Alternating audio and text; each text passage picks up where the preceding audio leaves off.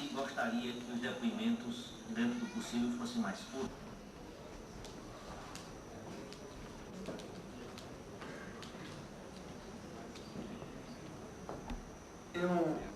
Evidente que não pedi para falar primeiro, porque me sinta a primeira figura. Mas é uma questão de profunda emoção que me atinge quando se fala de anistia neste país. Anistia que, no meu entendimento, começou com o primeiro grito dos torturados nos porões da ditadura. Anistia que começou com o choro dos familiares que até hoje procuram o corpo de Luiz Maranhão. Com o choro dos familiares que até hoje procuram o corpo de José Silton, um jovem de 21 anos que eu vi nas batalhas estudantis de Natal e do Rio Grande do Norte e que saiu como uma estrela a cantar esta mesma canção, quem sabe faz a hora não espera acontecer, e que foi inventado como morto no enfrentamento com a ditadura. Mas eu posso dar um testemunho diante das entidades aqui presentes de que Silton foi morto da forma mais cruel e desumana. Seu corpo, depois de trucidado nas masmorras da ditadura, foi colocado ao lado de outros 3 companheiros dentro de um Volkswagen no Rio de Janeiro, e esse Volkswagen foi simplesmente incendiado. A anistia, a luta pela anistia, continuava também quando o grito de Emanuel Bezerra, um jovem pobre, um lutador, ex-presidente da Casa do Estudante aqui em Natal, que foi dado como morto no enfrentamento porque tentava reagir a uma suposta prisão em São Paulo. Ele já estava morto nos porões do regime no DOI-CODE em Recife, e da forma mais brutal. E eu quero, diante da Ordem dos Advogados do Brasil, de toda a entidade que esteja ligada aos movimentos pela defesa da vida, que a morte de Emanuel seja aqui denunciada pela maneira brutal como aconteceu, e nem seu corpo até hoje a família pôde ver. Na verdade, Emanuel Bezerra foi morto no DOI-CODE em Recife, e seu corpo foi cortado a tesouras, e ele morreu gangrenado, e depois foi dado um tiro de misericórdia sobre aquele que muitos de nós vimos tantas e quantas vezes levantar sua voz nas batalhas estudantis nos anos 60 contra o regime infame que se implantara em 1964. A anistia prosseguia, talvez com o último grito de agonia de Emanuel Bezerra. A anistia prosseguia também com o desaparecimento de um jornalista, de um dos maiores teóricos da esquerda brasileira, cujos trabalhos estão espalhados pelo mundo inteiro. E até hoje a família procura seu corpo.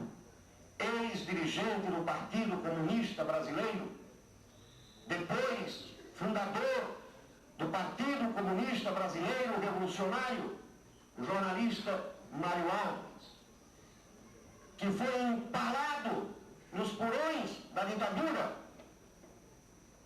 e até hoje seu corpo não foi encontrado. Onde estará o corpo de Mário Alves? Onde estará o corpo de Emanuel Bezerra? Onde estará o corpo de Luiz Maranhão? Onde estará o corpo de José Silton? Eles sabem onde estão esses corpos. Mas o capuz que era colocado no rosto de cada torturado, e eu fui um deles,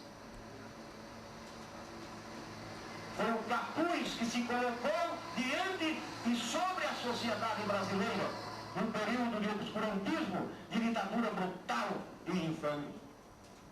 Mas algumas vozes também, além das vozes dos mortos, além dos gritos dos torturados, se levantaram inclusive aqui no Rio Grande do Norte, de maneira aparentemente quixotesca, como já foi dito. Mas essas vozes terminaram representando a soma de toda uma luta, que também eclodia e explodia no exterior.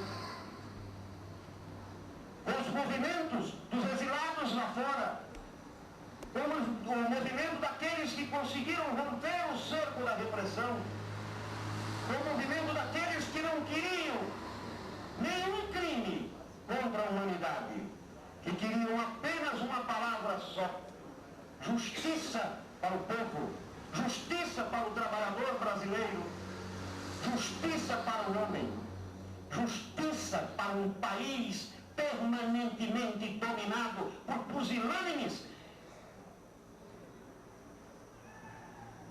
Este momento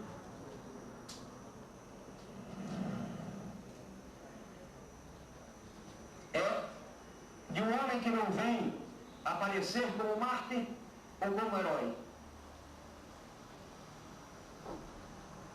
mas que vem pedir que a OAB, a Comissão de Justiça e Paz, os homens comprometidos com a liberdade e reproduzindo até Tiago de Mello, para que ela não seja uma palavra escrita a carvão nas paredes do nosso país, mas a liberdade pura, a liberdade do homem com o direito de ser aquilo que ele queira, o pensamento na luta, desde que este pensamento voltado para a justiça e a igualdade entre os povos, entre as gentes,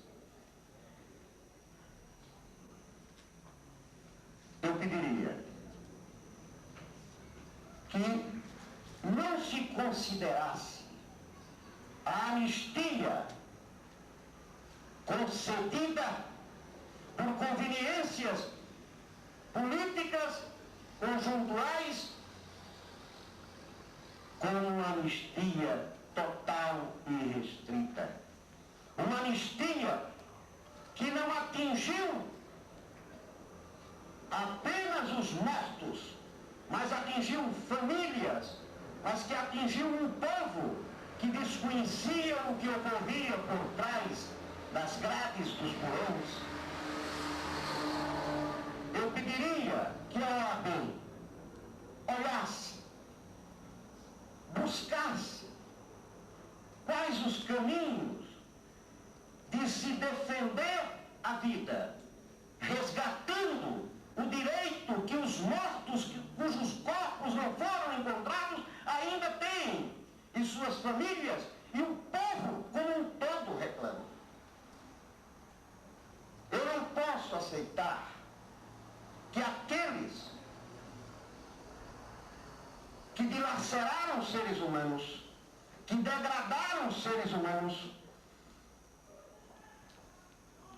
que corromperam seres humanos em nome de uma falsa democracia,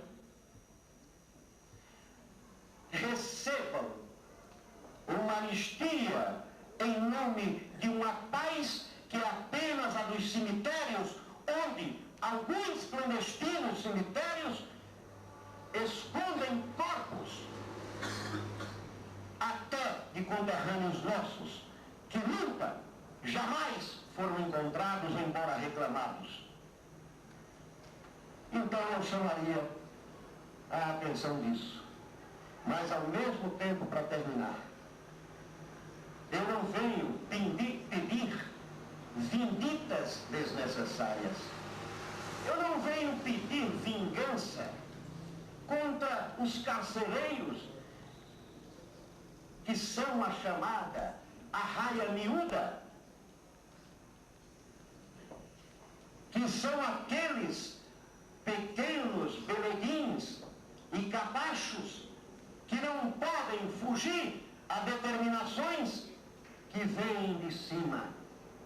Eu não tenho nenhum ódio, nenhum ranço, nenhuma raiva, mas quero dizer que é preciso entender que nós só resgatamos a dignidade de um povo e de um país quando resgatada também a verdade histórica de um país.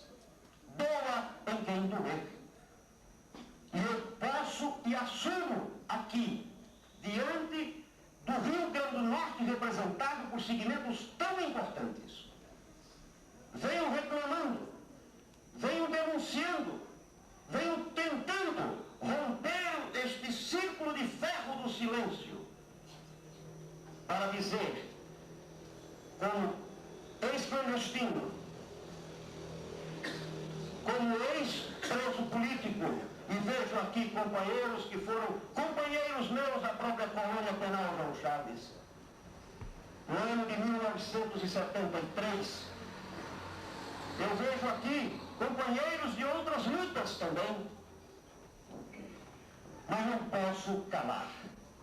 Não acho que a dignidade deste país e de um povo esteja resgatada diante de silêncios que possam parecer túmulos, os túmulos até clandestinos, onde estão escondidos corpos de brasileiros que tiveram a coragem, num momento difícil, jovens inclusive ou velhos, que se levantaram contra o regime, até pegando em armas.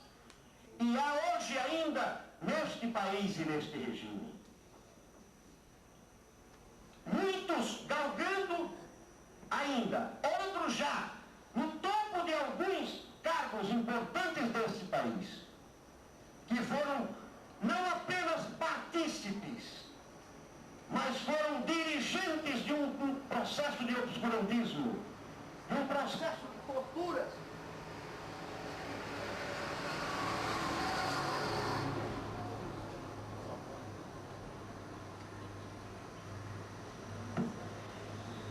De um processo que levou à morte e às prisões tantos e tantos brasileiros. Só em 1972, no exterior, dentro de uma pequena revista chamada, ironicamente, de FBI, ou seja, Frente Brasileira de Informações, lá fora, nós sabíamos que 468 brasileiros já haviam sido mortos nas prisões do país. E tínhamos nome e referência e as formas pelas quais eles morreram. Enquanto isso, continua exercendo patente de general neste país, um dos maiores torturadores da história da República Brasileira. Um cidadão que na calada da noite, nos porões do regime no DOI-CODE em Recife, usava o nome de Dr. Fernando.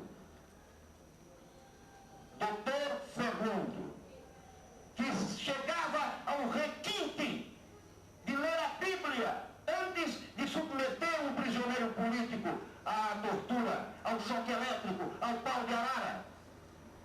Pois este Dr. Fernando não é outro senão, e faço questão de fazer esta denúncia, porque é um crime contra a humanidade que alguém tão sádico permaneça pousando de democrata e defensor da ordem e da soberania nacionais.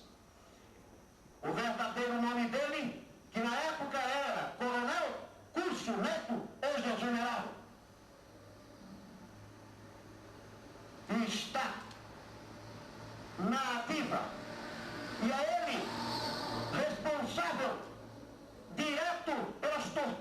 sofri, pelas torturas que outros sofreram no doicote, pelas torturas que levaram à morte Emanuel Bezerra, pelas torturas que levaram à morte um jovem chamado Mata Machado, à época dirigente da Ação Popular, e que eu vi trucidado, já banhado em sangue, por erro dos próprios torturadores, que me colocaram equivocadamente no mesmo local e na mesma cela.